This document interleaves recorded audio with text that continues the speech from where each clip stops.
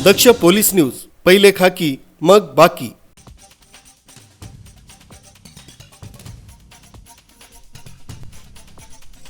दिनांक 17/2/2025 रोजी Ambad police station हद्दीत श्री ज्वेलर्स महालक्ष्मी नगर अंबड इथं फिर्यादी दीपक सुधाकर घोडके तसेच त्यांची पत्नी असं त्यांच्या सराफ दुकानात बसले असताना दोन अनोळखी इसम दुकानातून घुसून बंदुकीचा धाक दाखवून तसंच जीवे मारण्याची धमकी देऊन त्यांनी दुकानातील डिस्प्लेवर असलेले सोने चांदीचे दागिने त्यांच्याकडे असलेल्या बॅगमध्ये टाकून फिर्यादी तसंच त्यांची पत्नी यांच्या डोळ्यावर स्प्रे मारून त्यांच्या तिसऱ्या साथीदाराच्या बुलेटवर बसून पळून गेले।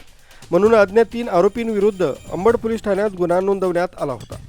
सदरच्या गुन्ह्यात गुन्हे शाखा युनिट 1 यांनी 2 आरोपींना अटक केली होती। गुन्ह्यातील मुख्य आरोपी मध्य प्रदेश येथील असल्यानं तो इतर राज्यात फरार झाला होता। सदर गंभीर स्वरूपाच्या गुन्ह्यातील मुख्य सराईत गुन्हेगार यास तात्काळ अटक करण्याबाबत नाशिक शहर यांनी गुंडाविरोधी पथक यांना आदेशित केलं होतं। पोलीस उपायुक्त प्रशांत बच्छाव, सहाय्यक पोलीस आयुक्त संदीप मिटके, वरिष्ठ पोलीस निरीक्षक मधुकर कड यांनी मार्गदर्शन केलं।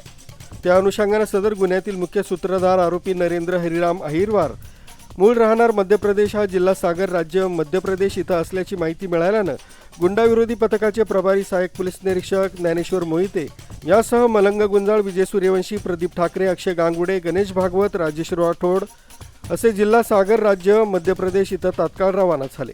परंतु आरोपी मध्य प्रदेशमधून दुसऱ्या राज्यात गेल्याची माहिती मिळाली। आरोपीचा पुढील कोणताही सुगावा नसताना गुंडाविरोधी पथकानं मानवी कौशल्य तसंच तांत्रिक विश्लेषणाच्या आधारे आरोपी हा कर्नाल राज्य हरियाणा या परिसरात गेला असल्याचं निष्पन्न केल्यानं पथकानं तात्काळ जिल्हा सागर राज्य मध्य प्रदेश इथून आपली दिशा कर्नाल राज्य हरियाणाकडे वळवली।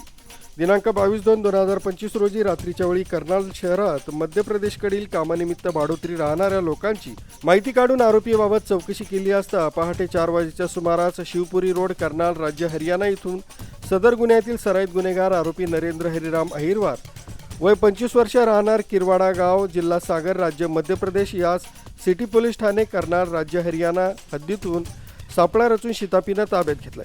त्यानं गुन्ह्यात चोरलेलं सोनं तसंच इतर मुद्देमालाचं काय केलं याबाबत पुढील तपासकामी अंबड पोलीस ठाणे नाशिक शहर यांच्या ताब्यात देण्यात आलाय।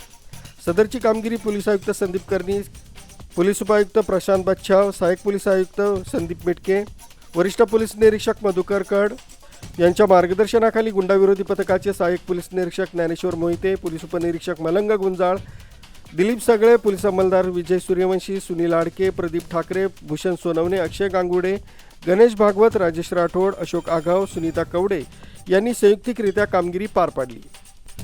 न्यूज ब्युरो, दक्ष पोलीस न्यूज, नाशिक।